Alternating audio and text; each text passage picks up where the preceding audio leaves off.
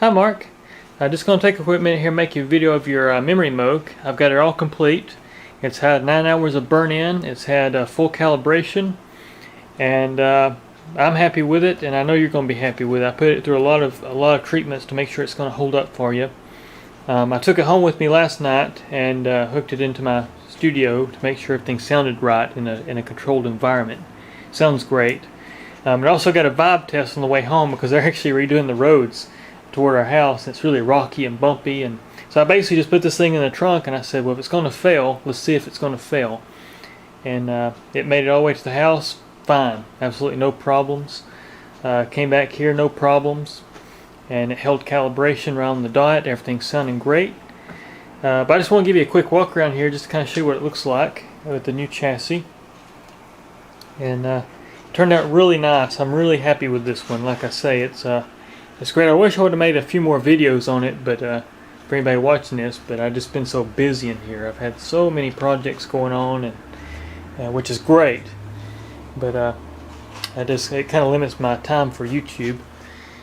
But yeah, as you can see, it's a really nice looking Memorymoog now compared to how it did look. And I'll show you your old chassis just for anybody that's curious. Let me go out here and I'll show it to you.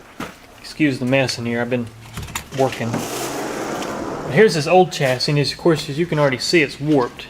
The chassis is actually warped at the bottom. It's all curved out. Interface don't look too bad until you get right down here, and you can just see how rough, how dented and nasty. You can see like the markings right there. It's peeling up here. It's just in rough shape. And then in shipping, it actually took a beating. It actually flared out the side joints. It shoved the end panel in right here. I don't know if I can even get this on camera, but you can kind of see how that's bowed out, and it just really warped up a lot of stuff in it. And then everything was kind of, it wouldn't set right. Nothing was set right. The wood broke, as you can see there, and so it's just nasty. And it broke a key, which I think I've got the key laying right here. Yeah, you can see it broke one of the legs off the key, so it no longer stays in place. So it was just a mess. And so anyways, now it's all nice and neat and clean. And I'll just kind of show you what this thing sounds like. I've got my tripod, so I'm going to give you a full demo, but as you can hear,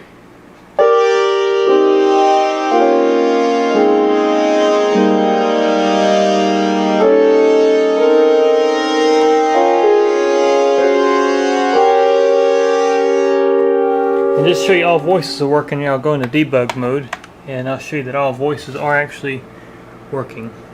There's 4, 5, 6.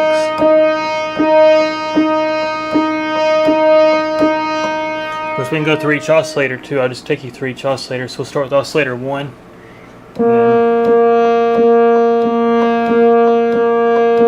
As you can see, oscillator 2.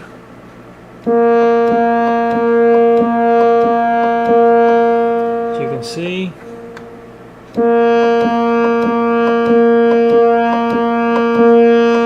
they're all working. And you combine those 3 oscillators together and it's just a powerhouse.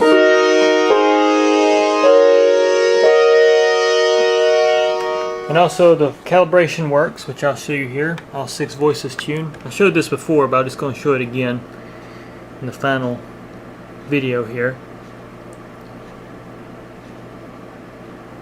As you can see, it says 6 tuned. I know that goes like a 5, but it actually is a 6. It's kind of got a weird kind of look to it.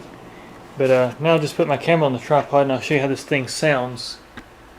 I'll take you through a few presets here as well. I hadn't really demoed the presets on this one quite as much. Your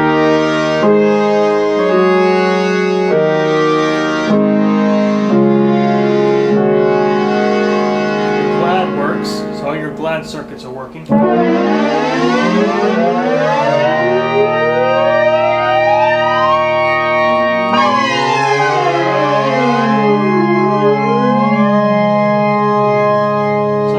Supposed to.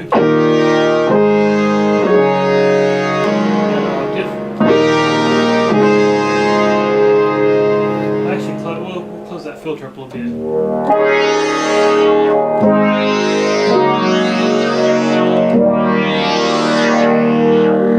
And also your arpeggiator is working, which let me get this set up here.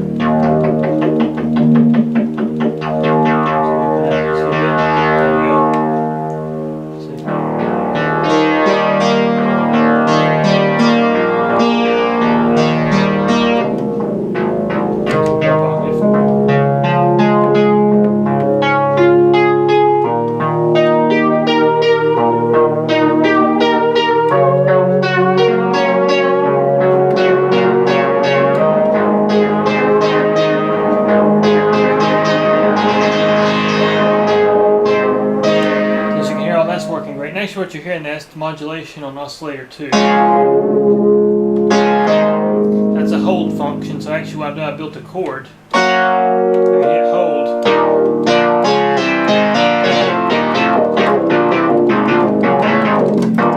So you just do like a chord pattern within notes. Yeah, what you're hearing there was actually, I can set it up for just oscillator 1, oscillator 2. So now it's oscillator 2, oscillator 1, and then oscillator 3 as well. Of course, you got different wave shapes.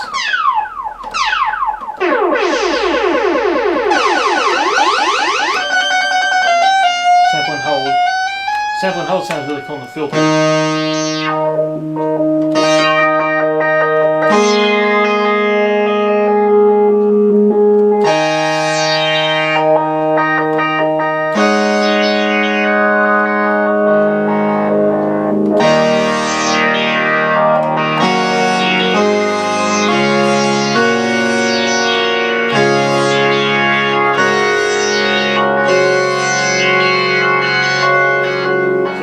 All voices are working correctly.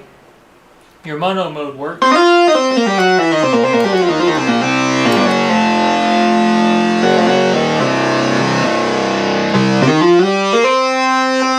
We'll go to square wave.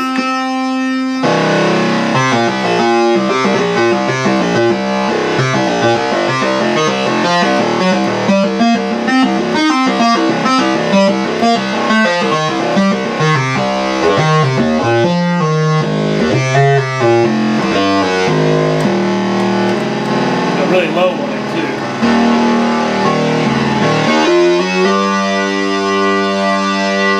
You also get that Memorymoog kind of.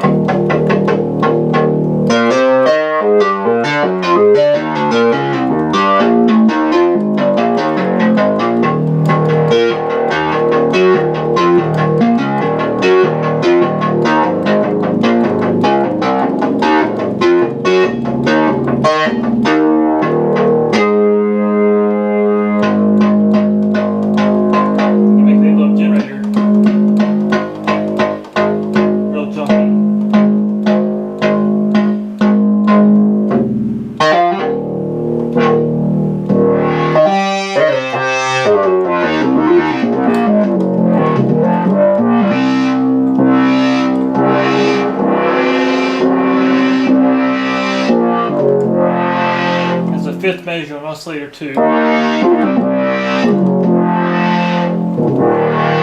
that out of poly mode. A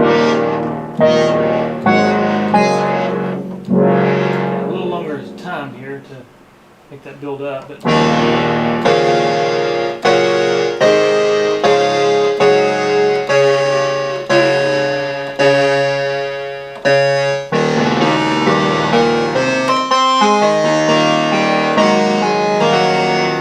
everything's working correctly there. I'm just basically taking you through some of the controls here to show you that everything is working.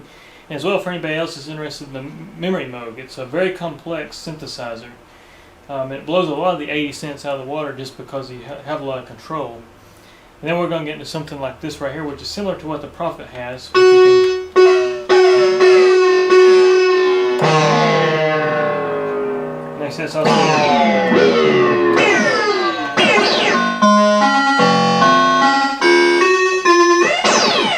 To make it like a ring modulator. It's tracking right now.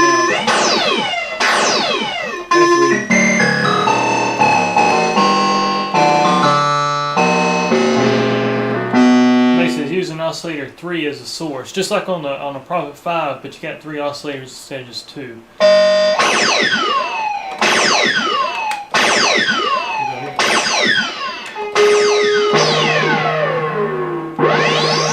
This is looking at the voltage control filter envelope generator. You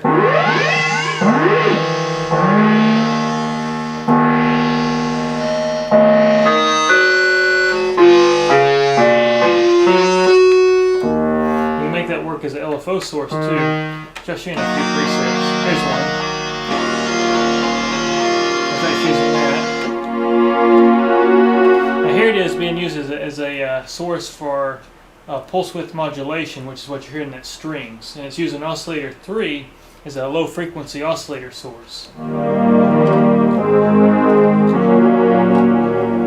up the program volume here.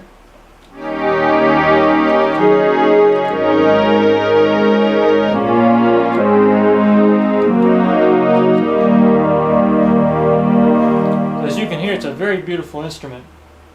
But I'm really happy this one came out as well as it did for you, Mark. And once again, I appreciate you letting me work on it for you and bringing it back to life.